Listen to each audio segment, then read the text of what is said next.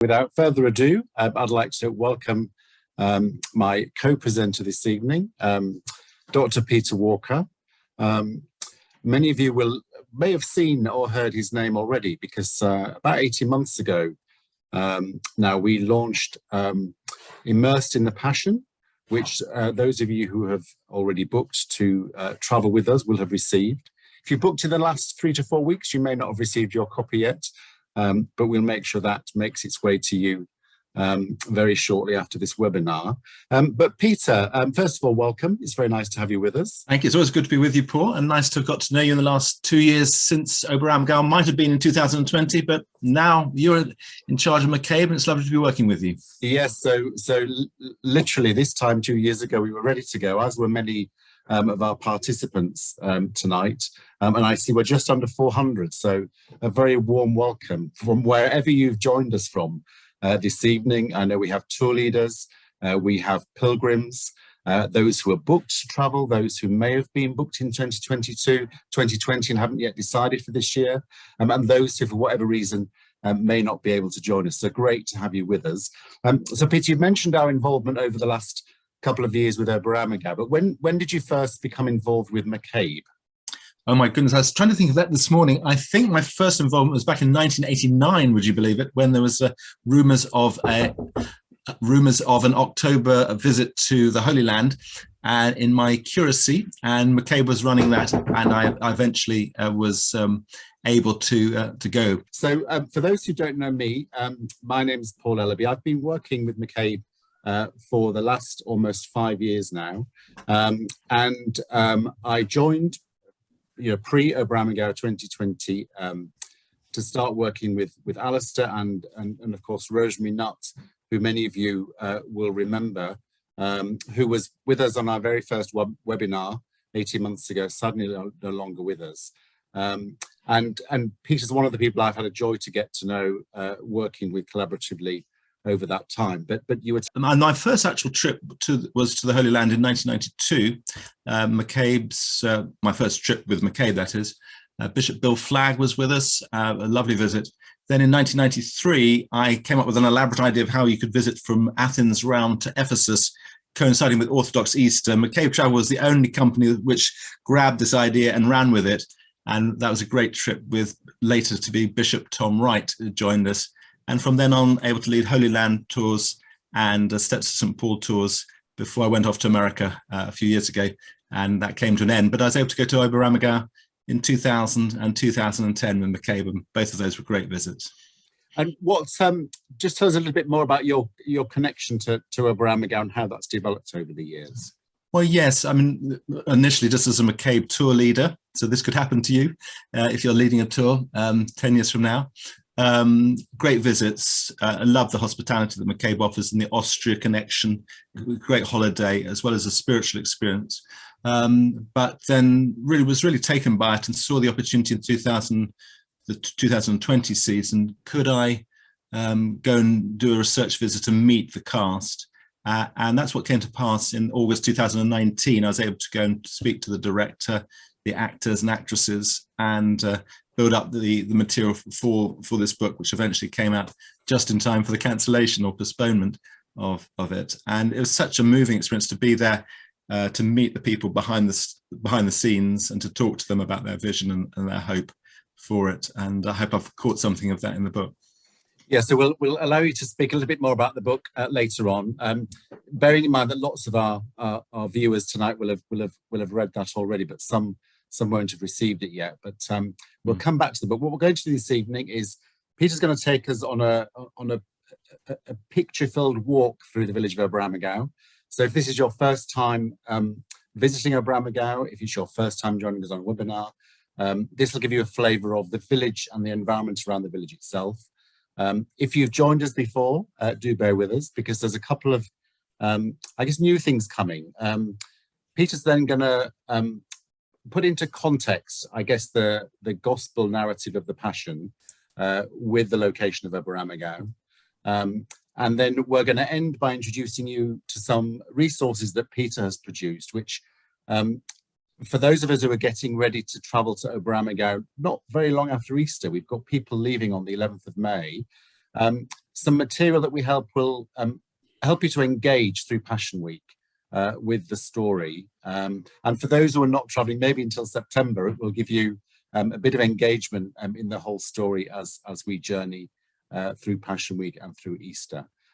So, Peter, I'm going to put myself on mute. I'm going to let you take over the screen and take us on that walk through Oberammergau itself. Well, welcome to you one and all. Some of you will have been on this journey, visual journey with me 18 months ago when we did this a similar seminar. But I'd love to refresh all of our memories with the joy that awaits us as we go to Oberammergau. Oberammergau, Upper Ammergau. The Ammergau is the river. Über is upper. There's a lower Ammergau. This is Upper Ammergau.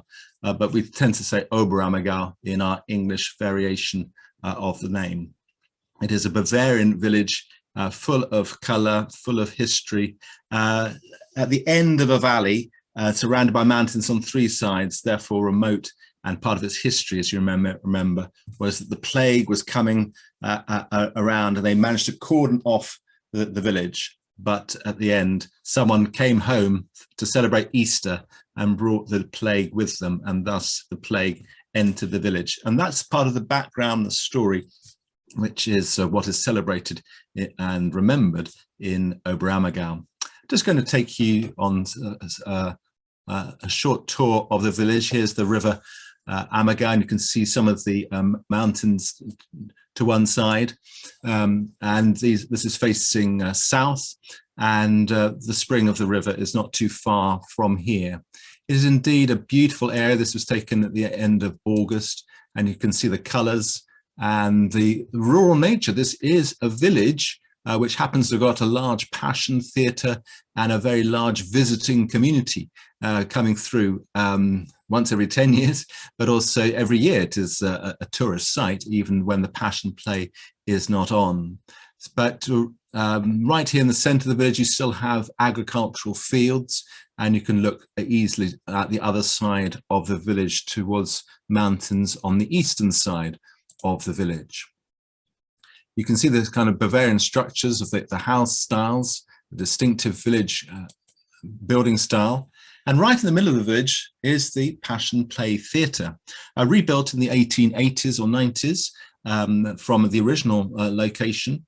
And originally, actually, performed the Passion Play in the churchyard of the Catholic Church, which we'll see later, by the very tombs of those people who had sadly died in the plague the year before. But as the play began to increase in capacity and interest, and people travelled more, so they built this larger theatre, which has now this new, I don't know how you describe the shape of that, but is the covering for the stage. So the actors are not under the rain or snow as they were when I first visited in the year 2000. Different exits from the different rows of seats. I don't know which letter we will be going in through with our McCabe tickets. It maybe Paul already knows where our seating allocation is. In the year 2000, we were near the back. In the year 2010, we were in the front rows. So we've had privileged and good access seats on all occasions. But it is a large venue, and I think the seating capacity is, tempted to say 1,000, but it may be more than that. I know that they have up 500,000 visits. No, it's 5,000 because it's 100 performances yielding a visiting capacity of 500,000 over the 6-month period. So a large auditorium. And as we come around to the front, we can see that at this stage, they were advertising the 2020 Passionspiele, the Passion Play. And on the left-hand side, the red sign, Die Pest, which is a dramatic version telling the story of the plague, which triggered the Passion Play vow, and that they always undertake to perform the year before. So this was the year 2019, and they were in performance mode for that particular play, which they did 1 year before the actual Passion Play. Here's the main front, and we can see various apostles and others looking towards a cross, a lovely depiction in the mural there. Now, very near to the Passion Play Theatre, which you can just see to the left of shot here. There's this rather distinctive Jesus on a donkey. I rather like this. I think it's rather nice as he sits on the side saddle and blesses us. A lovely depiction of Jesus. And of course, it's the iconic image that we associate with the Passion Play, namely Jesus coming in with over 1,000 people on stage, many of them aged 2 and 3 in their mother's arms as well, to welcome Jesus onto the stage, but of course, representing Jesus as being welcomed into the city of Jerusalem. So it's a very dramatic spectacle, full of local bustle and energy, and you'll get caught up in the action, even in the audience, just experiencing the emotion and the welcome of this Messiah figure from Galilee. But right by the Passion Play Theatre, you see we've got a field, an orchard, and we're looking across to a small Lutheran church, which is within 100 yards of the Passion Play Theatre.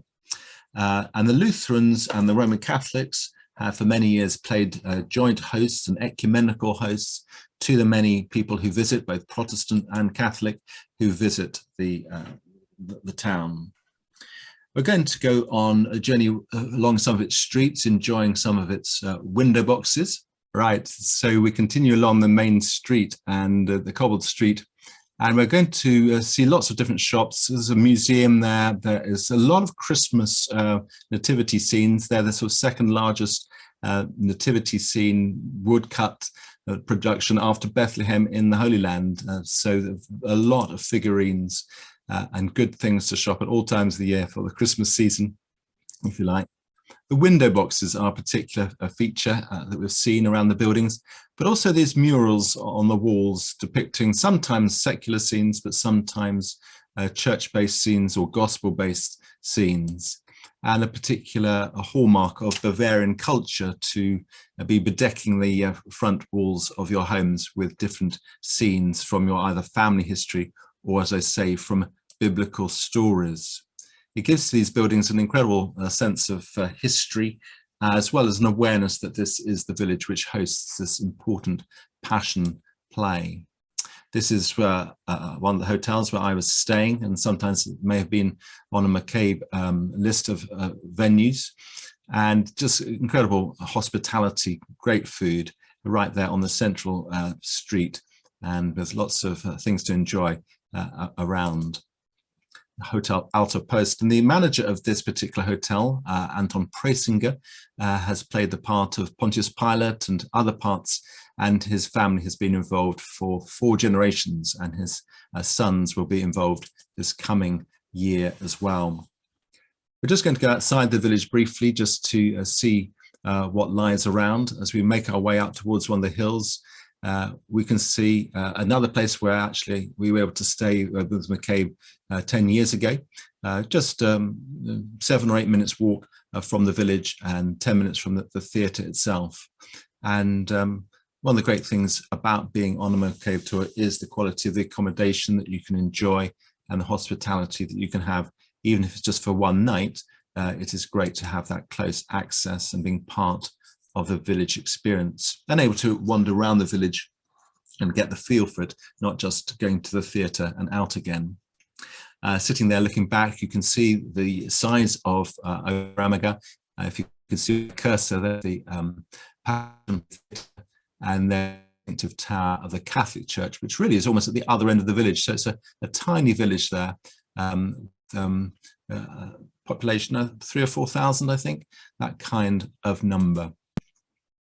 And looking up the valley towards Lower Oberammergau. So here we are inside the Lutheran church, very simple and unornate, unlike the Catholic Church, which we'll see shortly. Very simple. It's a privilege to go there and also to attend a service on Sunday.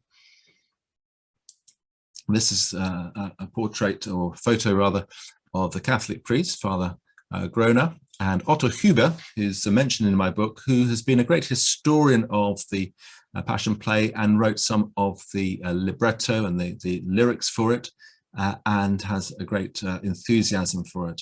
And he was a great welcomer to me. And although the Catholic priest didn't speak English, a strong welcome, and he and the Lutheran pastor were pleased to write a welcome in my book on behalf of the ecumenical team which is welcoming us. This particular slide then shows you the ornate nature of the Baroque styled Catholic Church, and on the right hand side here on the southeast corner of the nave you have the depiction of the crucifixion, before which the leaders of the town, of the village, prayed in 1633 to be spared the visitation of the plague, and made their vow to make the Passion Play, perform the Passion Play every 10 years thereafter, and they did so from 1634. So there is the very place where they prayed, and here we are nearly 400 years later, able to see the same place and to join them in a house of prayer. If the technology works here, I'm just going to play this video. Let's see if that's happening. Oh dear, what's happened there? Oh dear. Sorry about all this.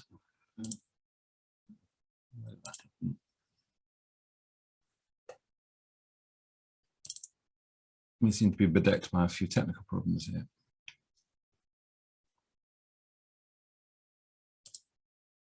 We're seeing all kinds of things that you don't really want to see. You're very welcome. Let's see if I can just quickly get back to that. I was going to just try and play you a little bit of the music in the service, but it seems like no, sorry, I'm in the wrong one.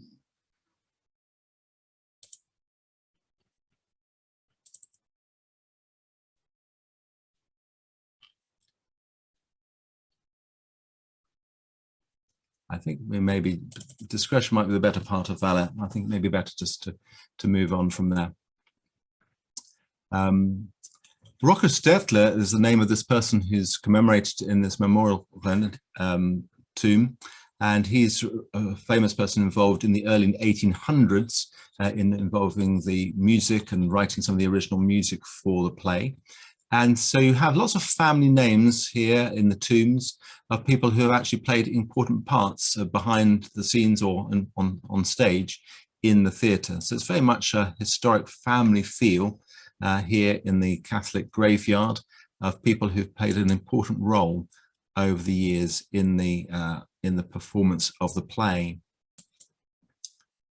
This is known as Judas's house because one of the actors playing the role of Judas was in the 1920s. This was his house.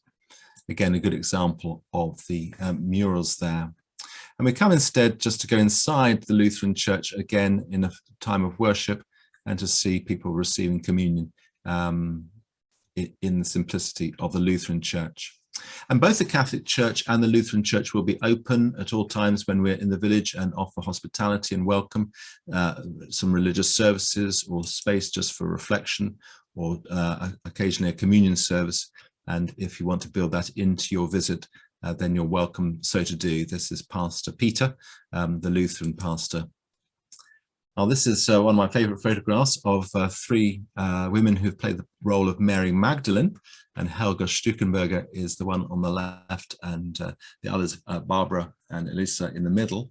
And great to see them comparing notes about the roles that they played. Helga played the role from 1984 to 2000, performed it nearly 200 times, and the others performed it jointly in the year 2010. The next photograph we will go over fairly quickly, since it is the thorn between several roses. That's me with my conversation with them. And in particular, I'd like to speak to Helga and to interview her. And if you read how I summarized the conversation, it was a privilege to be able to put into English the words that she wanted to say as a German woman, or what it meant to play the role of Mary Magdalene to Jesus. We have here the inside view of the theatre itself.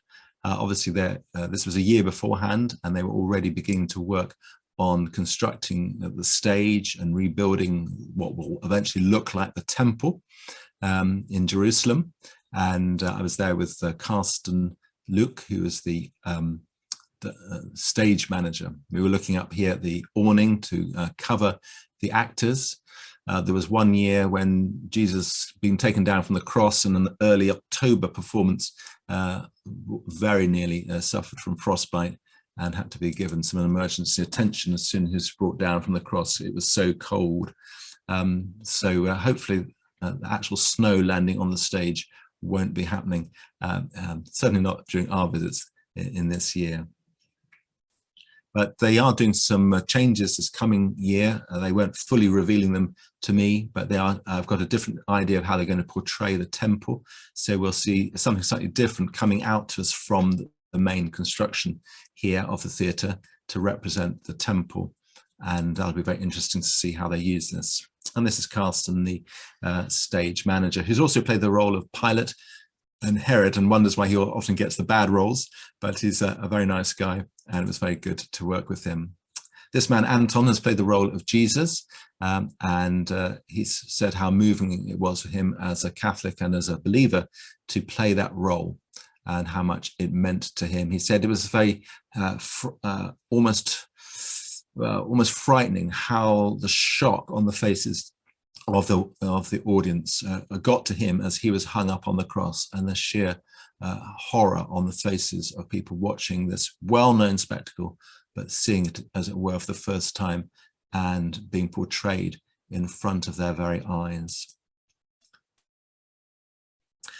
I don't know where we'll be actually seated, perhaps Paul will tell us, but this is the view from about 3/4 of the way back, and you get a sense of the whole vast extent of the stage and how impressive it is. And when the music comes forth from the front, it really does fill this auditorium very fully indeed. Going behind the stages, you can see some of the previous costumes. They'll be different again this coming year. We've been told they'll be still muted rather than using lots of bright colours, which they have used up into the year 2000. There will be distinctive colours for the disciples and for the Roman soldiers, etc., so that you can clearly see the difference from seated 40 or 50 yards away. This table has been used for over 300 years for the Last Supper. There it is, and that will be used for our presentations as well, and the other artifacts there which are irregularly in use for the Last Supper scene.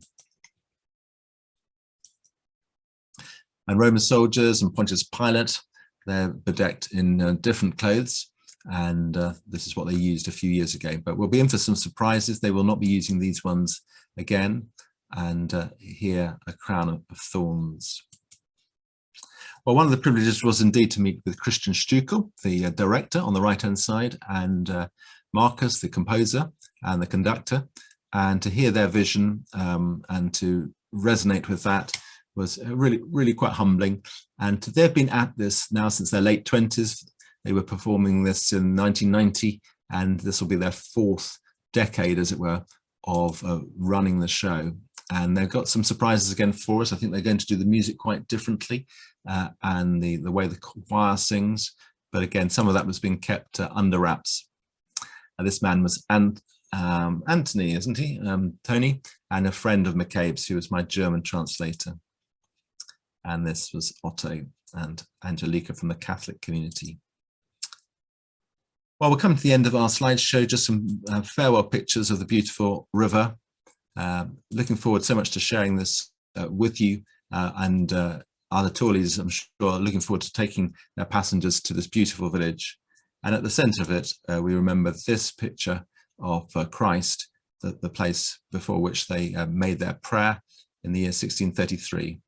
And a final picture here of a nice place of accommodation, which we might be able to enjoy, or you might be able to enjoy the drinks from during your visit into the town of Oberammergau. That's enough from me. You've been very patient. Let's come back to Paul. Peter, thank you so much for that sort of walk through the village and sort of interspersing your sort of sightseeing tour with introducing some of the characters you have met along the way, not just characters from the village, but of course characters Characters in both senses. Yeah. Yes, Right. yeah, from the play itself. Yeah. And for those of you who might be going for the first time, some of those characters will also be your accommodation hosts. They'll be running the guest house. In fact, we've had one tour leader whose request is to stay with Pontius Pilate during their tour. So you will come across these people, not only with the character they're depicting on stage, they will be a living, breathing part of the village as well. When we were there in the year 2000, I was traveling with my family, and my son was aged 8, and he was just amazed to see one of the disciples riding past on a bicycle on the way back in the afternoon. So you sort of feel as though you're in the action, even when you're not at the stage in the theatre. So Peter, you've actually, I'm going to answer a couple of things that you raised during your tour. So the couple of pictures you saw of the theatre, all of our two things unique to a McCabe tour in Oberammergau is that all of our guests stay in the village itself. So when you get your final travel, if you're traveling with us, when you get your final travel information a couple of weeks before your trip, it will tell you which accommodation in Oberammergau you will be staying in. And the majority of accommodation is within easy walk of the theatre. If you're less able to walk across the village, there's the village is pretty much traffic free during Oberammergau, except for the local fleet of minibuses, which provides a shuttle around all of the accommodation and the theatre. So it would be very easy for you to get from your accommodation to the theatre either on foot or using the minibus service. And also in Oberammergau itself, we have the team of 3 or 4 staff members who are there throughout the season. Some go to spend a couple of months at a time. So you'll be supported by the team from McCabe as well. And then that question about where we'll sit in the theatre, I can't tell you exactly what seat number, but as well as staying in the village, all of our guests have a category 1 ticket. So if you imagine that sort of front and centre block of seats, you'll be sitting somewhere within that central block of seats towards the front of the theatre. And what happens is when you arrive in your accommodation in Oberammergau, you will be given on arrival your tickets for the Passion play, which makes it very clear which entrance you go into, where your seating block is, and all of our groups do tend to be seated together. So you should be sitting in an area where you'll be familiar with the people that you've been traveling with during your tour. So question from me, Peter, is that clearly you've got a real enthusiasm for Oberammergau. It's not just because of the location it has in Bavaria, but this connection to the Passion story. So do you want to just talk us, you've introduced us to some of the characters who play the parts that are familiar to those of us who know the Passion story, but it's something else. You get very excited about the Passion story. So just as we're all getting ready, for however we might choose to celebrate Easter. So what is it for you about this Passion story that clearly sits at the centre of this season of activity in Oberammergau? What is it that gives you that sort of sense of excitement and for want of a better word, passion? Well, for want of a better word, passion, that's right. Well, obviously, there's a very Christian answer to that, which is in my fundamental belief that this is the week that changed the world. So we know more about this 8-day period than we do about any other 8-day period of ancient history. We know what things were happening on the Saturday, the Sunday, the Monday, the Wednesday, the Thursday, the Friday, the Saturday, and the Sunday in that time. It's an incredibly well-focused, well-described, and we have it from Mark's Gospel onwards. We have such a long, detailed account, just a few chapters on Jesus' life, and then 5 chapters in Mark's Gospel on Jesus' suffering. So clearly the way Jesus was remembered focused on this Holy Week, this Passion Week. And those of us who are convinced of the message obviously see this as fundamental to human history. And this is the story of God himself going to the cross for our sake. It is an amazing story. But even if you take away the Christian belief that surrounds that, and which is taught to us through the Gospels, it is an incredible story of human machinations, everybody coming at Jesus from different angles and trying to play games. It's power politics, it's betrayal by Judas, it's fear from the disciples, it's denial by Peter, it's conniving by Caiaphas, it's middle management and politics by Pontius Pilate. It shows human nature in all its kind of raw nature, and that's a gripping story. And so for me, part of the joy of studying this over the years has been to try and write the story. And I first tried it in my book, The Weekend That Changed the World, in 1999. And I said, I'm happy to write that book about where was Jesus crucified if I can tell the story and try to tell a narrative. And I was pleased to be able to try and do that, and find that some secondary school teachers were using it in schools to try and tell the story of Jesus, but not using biblical language. And so I was really encouraged in writing this book, Immersed in the Passion, to have the opportunity as part of that to tell the story and put my own tone on it, if you like. And in trying to do that, I'm trying to put in the history and the geography and the feel and the imagination and the atmosphere. Because I think that so often when we read books of history, but perhaps even when we read the Bible even more, we read it in a very two-dimensional way. We don't use our imagination. We don't imagine what it was like for the women not to be able to do this, and for men to be hiding here. And we don't think that who might have been there at that time, and why, at what point did Mary slip away from the crucifixion because it was too painful for her to watch her son die. We just don't sort of think about it like that. And instead, let's use our God-given imagination to reconstruct this, this story. And that's what I've tried to do in that. So when I hear there's a Passion play going on in Oberammergau, I'm going to go and watch it, and I'm going to go back to it, and I'm going to immerse myself in it. And that's what you're going to find as you come to the Passion play, that you can't be a spectator. You're pulled in. You might be sitting 30 yards away, but it doesn't feel like that. You're in first century Jerusalem. Yes, you know that actually you're in Germany, but you're there in Jerusalem, and you become pulled into the story, and your own imagination gets awakened, your own emotions get awakened. And as I said then, so when you actually see Jesus strung up on the cross before your eyes, it's almost literally happening there, and you can't get away from it. You can't sort of go out to the toilet at that moment. You're stuck. You have to stay there. And I think it's a very, very gripping experience. Yeah. So for all of the above and for other reasons, yeah.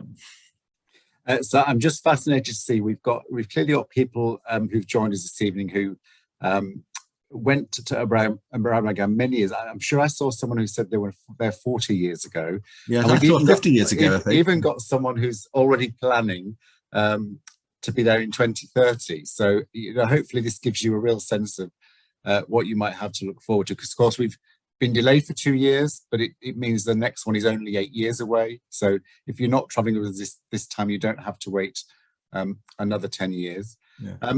Couple of other questions that are coming up in the chat. So someone wants to know if you're going to sit like me with your earphones in and listen to the English language overlaid. No, the play is performed in German. You are given a script, but Peter sort of coins this phrase, being immersed in the Passion. And one of the things we try and encourage you not to do, because we think it prevents that level of immersion, is trying to follow the script while you're watching the play. I think our encouragement is you engage in that audio-visual experience that's before you, and your script is almost a sort of the go back to, if that makes sense. So try not to fall into that. If you're traveling and you've got your seat booked, try not to fall into the trap of having your head down in the script. Well, that's right. The German actors say you can always tell the difference between a German audience and an English-speaking audience. On the Saturday, they perform to a German audience, and they're all watching the stage. On the other days, everybody's going like this the whole time, because they're all looking down at their scripts. You can't help it, but Paul is right. Try not to be bound by the script, because you know the basic storyline pretty well. And to be honest, part of what this book is trying to do is to give you enough pre-read stuff that you can leave this behind and not be buried in it. so that you can enjoy the story. Yeah, I mean, someone commented, yeah, you just know what's going on.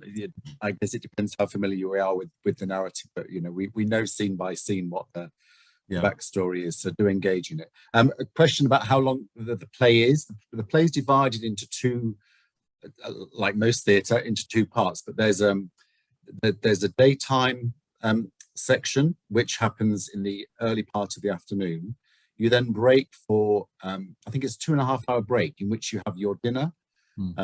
Clearly you start to absorb what's happened in that first half of the play, and then you come back in the early evening to watch the second half, and depending on which month you're in, you'll get a certain degree of nightfall coming towards the end of the play. So that great, because you've got the open air backdrop behind the theatre, that builds the atmosphere as the play reaches its climax. So Peter, correct me if I'm wrong, I think all in all it's 4.5, 5 hours. Yeah, that's right. Not necessarily divided equally in half, but you have a long break in between to go and take in what you've seen, have a meal together with other people, and then come back for the second half. And that really does seem to have worked. They only started doing that, I think, in 2000 or maybe 2010, but having the nightfall for the crucifixion scene is very powerful. So we've talked about the book. There's a couple of questions about the book, I guess, coming from people who have not yet booked with us. Do you want to just say a bit about how people can get their hands on the book? So I will repeat, if you're booked to travel with McCabe, you should have either received your book, or it'll be, if you've booked recently, say in the last month or two, we're hoping to get the next mailing out before Easter. And for those of you thinking about booking, once you've made your booking with us, we'll be sending you a copy of the book for every person traveling. But Peter, for those online who are not going to get a free gift from us, do you want to just tell about how to get your hands on a copy of Immersed in The Passion? Before I answer that question, yes, I will. Just to say, let me just explain what is in the book. So yes, one thing I do is to tell the Passion story from Palm Sunday to Easter Day in the 12 acts which match the 12 acts that are in the Passion play. But other things that I do, I tell the history of the Passion play. I also have interviews, as I've already hinted at, with the actors and directors, etc. But an extra feature within it, and this is quite a special thing about the Passion play itself, namely is the Passion play is interrupted by a series of what they call tableau or living images, when they have a 2-minute period when the actors stand still silently. There may be some chorus music going on, but and it's a depiction of an Old Testament scene. And the Old Testament scene is there being shown to give us an extra light on what Jesus is going through. It might be people standing before Pharaoh, and you've got to make up the link. Oh, this is like Moses standing before Pharaoh, Jesus is standing before Pontius Pilate. Or Daniel is in the lion's den, Jesus is going through a time of suffering, but he's about to come out and be vindicated. So there are, I think, 10 or 11 of these. And each one of these tableaux I've described, and just in one page there on this side, you can see I've explained the biblical verse and helped you to work out what's going on quickly. This might be on occasion, if you're just looking at the tableau, you could just see it quickly, look down to see what I've said, and then spend the next minute and a half enjoying the scene. It's being explained to you by me, but you're now got a chance to enter into yourself. So those are some of the features in the book, as well as some nice color photographs. If I'll be going at the end of this presentation to my website to show you something else, and I'll explain how you could get the book from that website if you don't receive it from McCabe. Okay, I'm going to try, because I failed earlier, I'm going to try and share that choir yeah, that'd be lovely. Music with you. So computer audio is supposed to be on, so let me just... Good.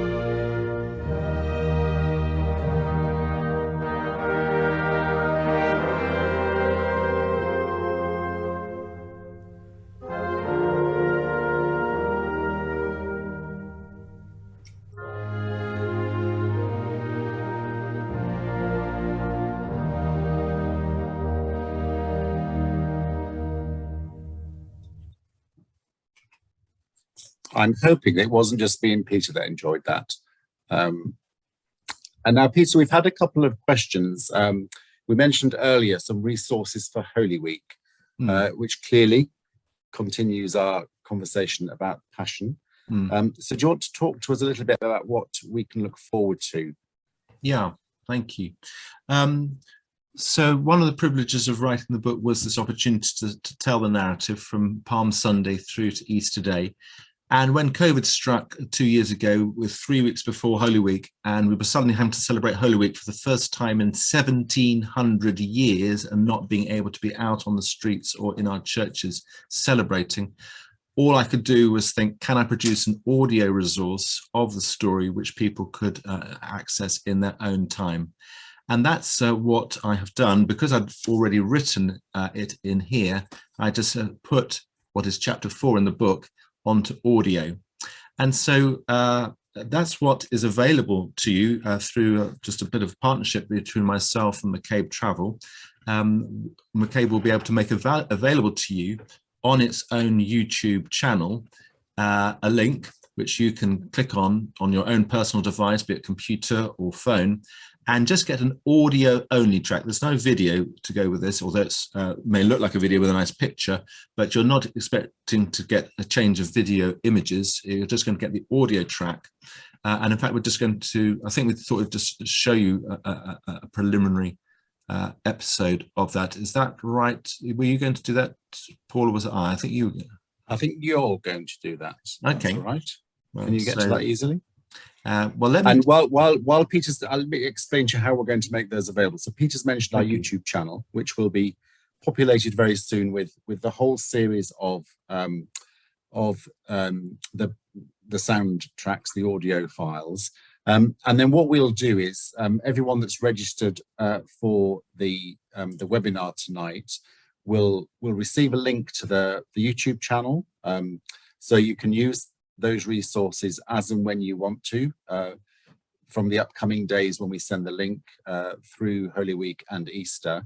But we'll also, probably through Facebook and our email, just send a daily reminder that the resource is there.